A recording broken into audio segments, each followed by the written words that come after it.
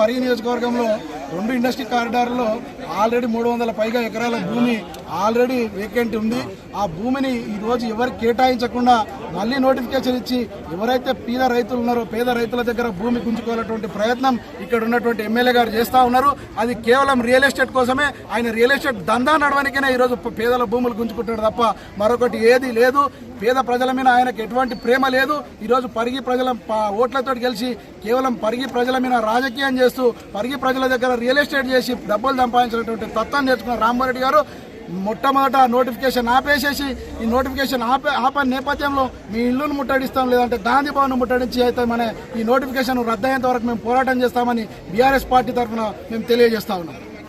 ఈరోజు జరిగిన రైతుల ధర్నా భూసేకరణ కోసం కాళ్ళపూర్ కానివ్వండి, పక్కకున్న రాపూలు కానివ్వండి, అవన్నీ మంచి నేలలు పంట పొలాలు. అవి ఈ పెద్ద మనుషులు ఏమన్నారంటే రైతేడ్చిన రాజ్యం ఎద్దేడ్చిన వ్యవసాయం బాగుపడదురా రాజ్యం అని చెప్పిండ్రు. అయితే అట్లాంటివి కాకుండా రైతుల కోసం ఎన్నో సినిమాలు కానీ ఎన్నో కానీ వస్తున్నాయి. రైతుల కోసం ప్రపంచం మొత్తం రైతుల కోసం దానం ధర్మం చేస్తుంటే మన గవర్నమెంట్ రైతుల భూములు గుంజుకుంటుంది. ఆ భూములు ఎట్లాంటివి అంటే ఎర్రమట్టి నేలలు. మన తెలంగాణలో ఎక్కడ కూడా లేనంత స్వచ్ఛమైన ఎర్రమట్టి ఉన్న నేలలు అవి రాపోలు, కాళ్ళాపూర్. ఆ పక్కకే ఉన్న లాటరైట్ నేలలు 250 నుంచి 300 ఎకరాల లాటరైట్ నేలలు ఉన్నాయి. అవన్నీ టెండర్ అయినాయి. ఆ లాటరైట్ కోసమే జరుగుతున్న ఈ భూసేకరణ అని మేము ఖచ్చితంగా చెప్తున్నాం. లాటరైట్ కోసమే ఈ భూసేకరణ. ఎక్కడ కంపెనీలు పెట్టేది లేదు. లగచర్ల కంపెనీలు పెట్టినరా భూములు గుంజుకొని? 2.5 ఏళ్ళు మాత్రమే మీరు ఉంటారు. ఎందుకు ఈ భూములు గుంజుకుంటున్నారు?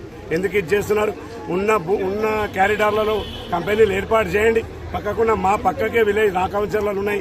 ల్యాండ్ అట్లనే ఉన్నది. యాక్టివేషన్ చేసిండ్రు అట్లనే ఉన్నది. అది సేకరణ చేసిండ్రు అట్లనే ఉంది. నంచర్ల చేసిండ్రు, మోమిన్పేట చేసిండ్రు, ఎన్నో ఉన్నాయి. అవన్నీ ఇడిచిపెట్టి మంచి నేల, పంట వండే నేల ప్రతి రైతే. ఆ ఊర్లలో విలేజ్ మొత్తంలో కూడా 10 మంది ఎంప్లాయీస్ ఉంటారు. గవర్నమెంట్ అంతా రైతులే, అంతా రైతు కుటుంబాలే. కేవలం లాటరైట్ కోసమే ఈ భూసేకరణని మేము అంటున్నాం.